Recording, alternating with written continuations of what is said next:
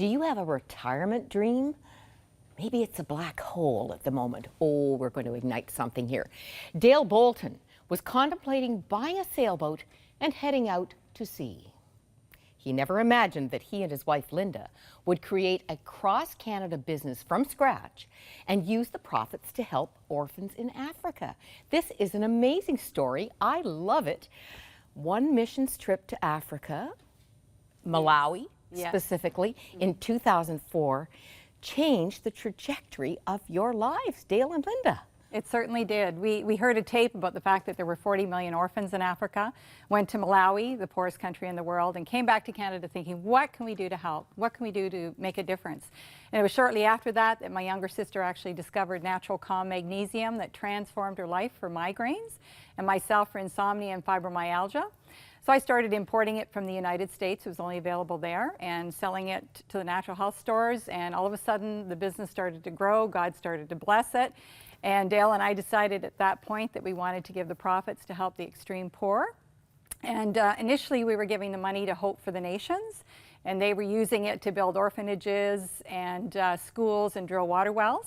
And then we went to Kenya, and my husband came up with the most amazing idea to help end extreme poverty through sustainable organic gardening and natural medicine. Well, Dale, you actually took a course, didn't you, in Kenya? Yeah, it was interesting. After pastoring for a number of years, both of you ordained ministers. Yeah, we had never considered starting a business. It was something that Linda always wanted to do.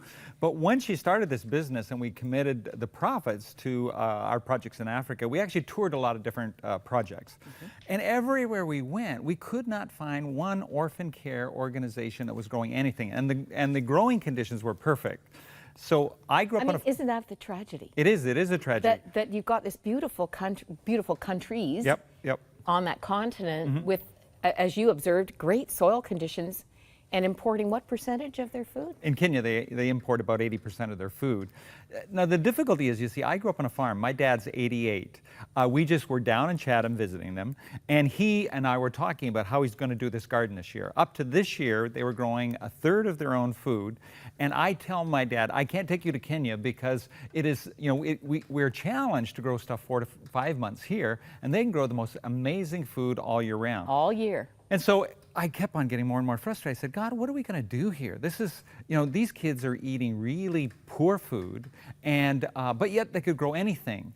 And so, we just really felt that we were supposed to start an organization that would grow organic food. So that's where Organics for Orphans came in. Organics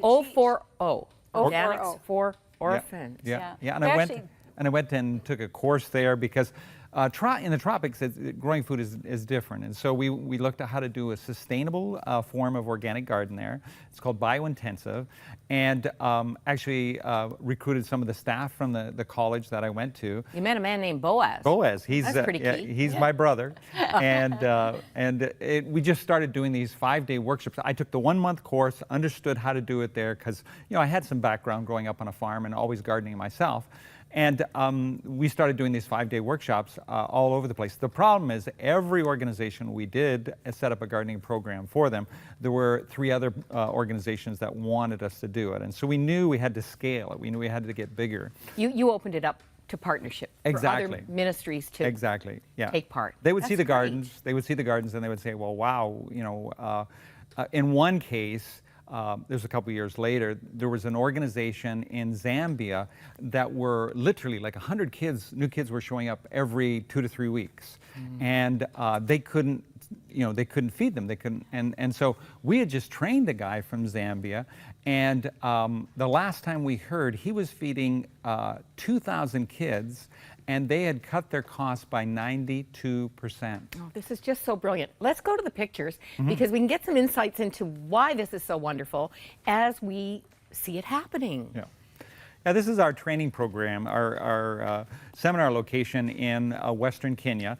That's an example of about 20 different people that have come for our 1-month seminar. This is an example of our 5-day workshop where we go into the most remotest areas and do a 5-day organic gardening and natural medicine program. You can tell that it's mainly women that are the caregivers of the 57 million orphans that are now in Kenya. And we teach sustainability. So these mamas can actually become independent through learning about organic gardening and natural medicine. Through our company, we actually provide the tools, seeds, fencing, and an organic trainer that stays with them. That's kale, isn't That's it? kale there. Kale. They call it skoomawiki. And what we teach them is that kale has 1,000 nutrient density points, and white rice or cornmeal has approximately 11 to 40 nutrient density points. So we're trying to teach these people how to eat organic food, which really helps them healthy. eat healthy. And rice and maize meal, pap, shima, nshima, all the different countries have a different name for it, is the staple. Yeah. In some places, there are no vegetables, at least in my experience in Africa. It's a treat if you have vegetable on the side. Yeah. Pap, that maize meal is It is their diet. staple. But the problem is that they would eat that morning, noon, and night. And many of the children and the mamas have never had a raw leaf, for example, and don't understand how to grow it or how to incorporate it in their diet. So we teach them about nutrition. We teach them natural medicine like Artemisia, which is amazing for prevention of malaria. We also teach them about moringa, which is the world's most nutritious leaf that only grows where there's extreme poverty, which is really a God thing. And we teach them income generation, how to utilize the food and how to grow food and then raise money with the food that they grow. tremendous. So all along the way, there's this thing of just saying, God, what do we do here? Because first we saw that the kids were eating really poor food. Then we saw how difficult it is. You know, we love, we don't like our cold winter. We had a terrible winter last year, but it kills back all our bugs. But in a tropical country, they just keep morphing and morphing and getting stronger. So in Africa, you could get cholera, typhus, TB, pneumonia, dysentery, malaria. That's not even talking about HIV. And so then we said, well, God, these people need not just to grow white rice or corn or even grains. They need something that will supercharge their immune system. Yeah. And Literally fighting back disease. exactly. Yes.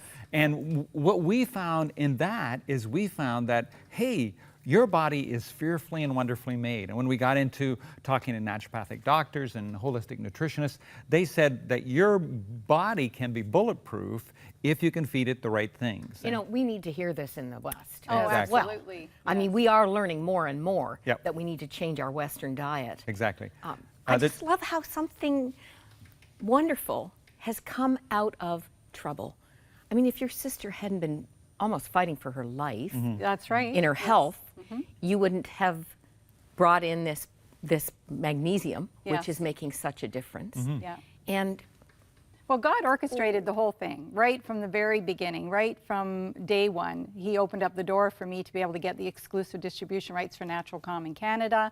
We had just been to Malawi, had been impacted by the poverty there, which was absolutely shocking. Just all and came it all together. came together. I have to add one more note, though, because we will be hearing your personal story, Linda, which is captured in your book, In the Light of God's Love, walking out of brokenness into wholeness, something you're helping people do in Africa, specifically orphans. But your own story, well, it says a true story of God's incredible love, mercy, and grace. Brokenness precedes wholeness. It certainly And does, yes. through a personal story that is full of trouble, God equipped you. God made you ready to be his instrument. Former nurse Yes. as well. Yes. Used to teach nursing as well as practice it. It's just, God does all things well. He does. I stand in amazement of his kindness and his love and grace. I just wonder, Dale, you said, now I can say that you're over 60. Yep. And you say you feel like a kid. Yes. You are so in the center of God's plan, so energizing. It's a thing you can't outgive God, and this thing of we feel, we came to give something to Africa, but they've given us so much more. And we've actually learned how to add 10 healthy years to our own lives in this whole process. And so we teach a 5-day natural medicine course, all kinds Here. of, in Africa, we Just have a in Africa. 5-day natural medicine course. We do workshops here as well. We've done workshops for churches. Yeah, some of us Yeah. need to But go there's that. such a God-honoring message in creation.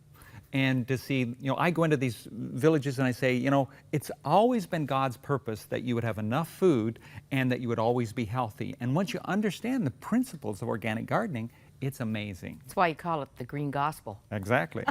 What about that sailboat, Dale? Well, perhaps when I'm 80 or 90, that might happen. But we're just having so much fun right now on the ground, which surprised me. Great teamwork. Your dad must be so proud. He is. And You're a farmer dad. I know, and we have so much fun together just, talking about all kinds of things. I wonder, I'm just going to come back to that retirement theme, or maybe no handfuls of purpose. Maybe you're just frustrated, wondering, what's the purpose of your life? What does God want to do with me? If you're open, He might have an amazing surprise for you. Could we pray with you about that?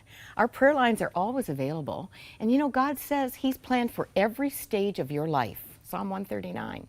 So He's not scratching His head, oh, what am I going to do with him or her? I hope you're excited. I hope you've been inspired. And let's pray, because great things are happening. 040, Organics for Orphans. It's got into 20 countries now.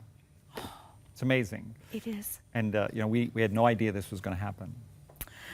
Well, more about Linda's story at our e-store. This book is available there, and I want to encourage you to keep an eye open for this face, because Linda will be appearing as one of our 10,000 reasons to celebrate God's goodness. 100 Huntley Street has a significant part in this story. It does. I'll have to watch for it.